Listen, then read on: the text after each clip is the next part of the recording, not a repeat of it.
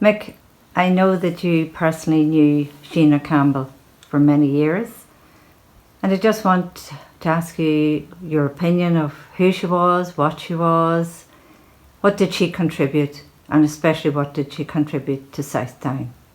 When was the first time you ever met her? First time I can recall meeting Sheena was probably at a meeting in Belfast, and I wouldn't have known her to talk to, but she was one of the ones who, at that meeting in Belfast, got up and talked about elections, why they were so important for people to get involved in them and to build up a good, sound election in every area. Did Sheena connect with people easily in that meeting? She was a young girl. There would have been quite a few mature people at that time around that table. So, and women were finding it hard to make their place in the world, let alone in politics. How did you find she was accepted, and how did they react to her in that room? The only thing that I can say in that aspect was that when she got up to speak, she got order, great order. It was as if someone had descended into the room, and people were eager to hear what she had to say. Are you trying to tell me she had a presence? She had a sort of leadership presence for her youth, because people would have been questioning, who is this girl, where'd she come from, why is she here? And all of a sudden these very mature people who have been there for years in Sinn Féin, and that she drew their attention very quickly. So it was her presence and leadership qualities. What else would you say about the way she spoke? I think when we talk about leadership, it can be overestimated sometimes. Actually, leadership qualities. She's bigger than leadership qualities. When she spoke, she spoke from the heart. So people seen that honesty, and they seen the commitment in her, and the words she used connected with the people there. That's it. Yeah. Was she one of the people? She was one of the people. She would have been mixed with any person that was there, from people who were old, people who were middle-aged, people who were in their 20s and 30s, and most important, the younger people. They were starry-eyed looking at her as she spoke. Was she a happy person, or was she a very concentrated, business-like way with her? Did she have a happy persona, and did she express warmth in her voice and the way she talked to people? I would say she had a smile that would broke down any barrier that anybody proposed to put in front of her. It's just her smile, her body language, and most important of all was she didn't feel as if she was dictating down to the people who she was talking to. It was the people in that room went along with her because it was the type of stuff at that stage that people wanted to hear. Are you saying to me she won the hearts and the minds of the people in that room? Yeah. What was the feeling of those people leaving the room? Were they fired up? Were they going out there to make a change, taking her advice? What do you think? Usually you'd have left the room as soon as the meeting was over, and his meeting. You'd have left the room right away. But most of them wanted to stay on. Why was that? I think I wanted to hear what Sheena has to say. And I wanted to get her to talk to her personal. It was a point of, if it was near an opportunity to talk to her personal. I wanted to try and be in touch with her. So certainly every county wanted Sheena to be part of it. How did she become a part of Southdown? I think it was from that meeting. I can't remember exactly how it come, but I was asked would I arrange to get Sinn Féin members to a meeting in the Sinn Féin office in Castlemaine. It wasn't a Sinn Féin office at that time. I don't know. I can't remember, to be honest with you. But it was for a meeting. I wanted to see what we could do in Southdown to reorganise Southdown. So the countrymen came to that meeting. The Morns and the county gathered, and did they know what to expect? They knew somebody was coming in to give them a bit of a hand to reorganise and to have a look at what way we could expand the growth of Sinn Féin. Did they expect what came into that room that day? I think maybe they did, from a point of view that myself and other people from Southdown were at that meeting in Belfast, and they were eager and overjoyed that somebody like her was coming into the area. When she came into Southdown, she introduced the Torrance system.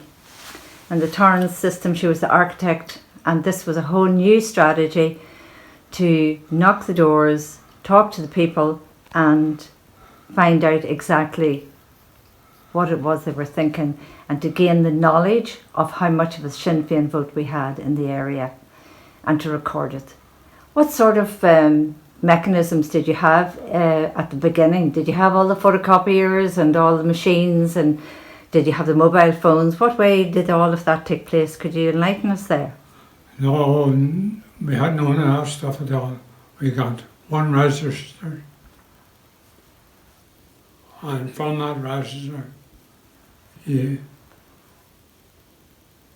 photocopied it, if you could get a photocopy. But that was the biggest job, was getting a photocopy to do it. Most of it was done by hand. And then each evening... I don't think people today would understand that. Okay, you're telling me that the whole register had to be handwritten?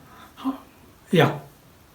And then when people went out with those clipboards and sheets, did they have handwritten for each area, for each person had to have that hand copied? So that was several copies of the register had to be recorded. Yeah, and then several people didn't bother doing that. What they done was just go out, do the houses door to door, put the area down where it was, the road it was on, and it wasn't, brought it back into the office, and then somebody in the office would have handwritten it up there. But it wasn't great. It was a very, very poor example of how to run an election. And that's what Sheena seen, and her foresight brought forward the Torrance Centre. Sorry, yeah. Torrance? The Torrance strategy. And from that, the whole thing changed. Okay, and the Torrance strategy came from, it was named after an area in Dungannon, is that right, where there was an election held, and that was the first place that Sheena had introduced that. I think it was from outside Dungannon and part of South Armagh as well, or part of Armagh County, that sort of strangled the both. Okay. So that's where it went in, so that's why they called it after that. And Sheena was the author of it. It was her intelligence, her strategy. I sat down, I thought this out, and it proved to be a very, very easy going thing for people going out canvassing through that system. They thought it was, you say it was easy going, was it that you knew who it was when you went to the door and how many people were living in that house, and then you could speak to each of the people that were in the house, Yes. get their views, then you were able to carry that back, and then you could structure exactly what sort of vote you were able to obtain. That's right, yeah. And then on the day of election, you were encouraging those particular people to get out there and go with the vote. Yeah. Did this also give you an opportunity to speak and find out any issues that the people had? Did that take part on the doors as well? Very much so, very much so. And we would have taken a note of that and just scribbled it into a bit of paper. And usually that bit of paper, to be in all honesty, was lost. But the youth strategy, that was all on part of your pack, going out to vote, or going out to canvass, and you had the whole thing done so that if there was a complaint, you noticed it, noticed the house and everything else. It was very, very simple. Very simple. So she had a very clear crystal mind as to how this was to happen. Yeah. And people fell in with it and took part in it well. That's true. Yeah. So Sheena went on herself to go back into education. She went back to study law. And what happened at that time? How did we lose her? Well, Sheena went on and wanted to get involved in the law. She went on to, she done a certain exam, and she got into Queen's with it. And from there, she come on, she'd been under the notice of the, what would you call them? The forces of law, or so-called forces of law and order. She was being watched at every turn and corner. They knew the potential she had. And from there, I know the story from there. The SAS was sent into the north, and the next thing, they wiped Sheena out. Why did they wipe her out? Why did they kill her? Why did they kill her so brutally?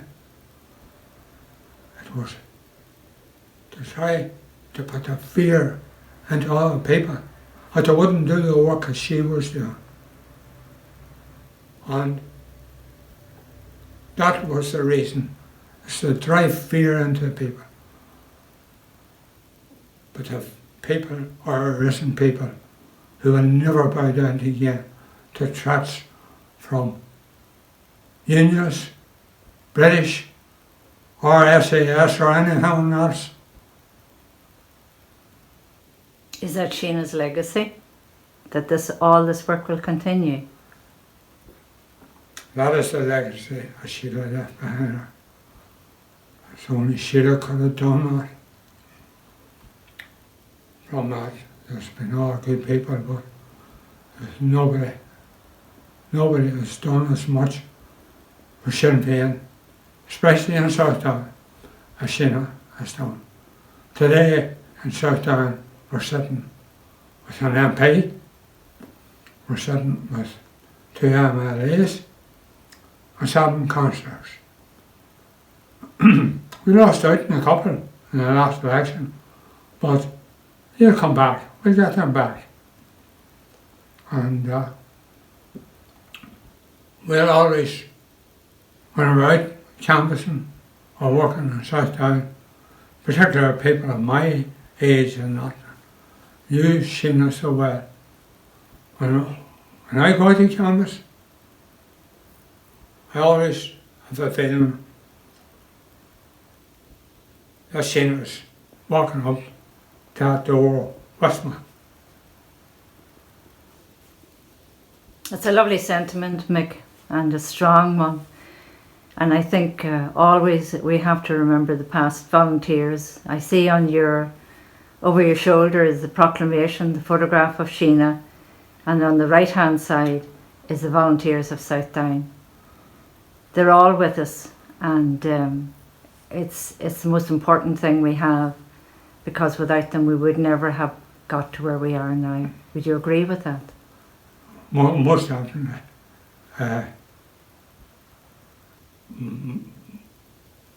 In my mind and in my books, it was only for the people of Southdown, of the men and women who give their lives in Southdown.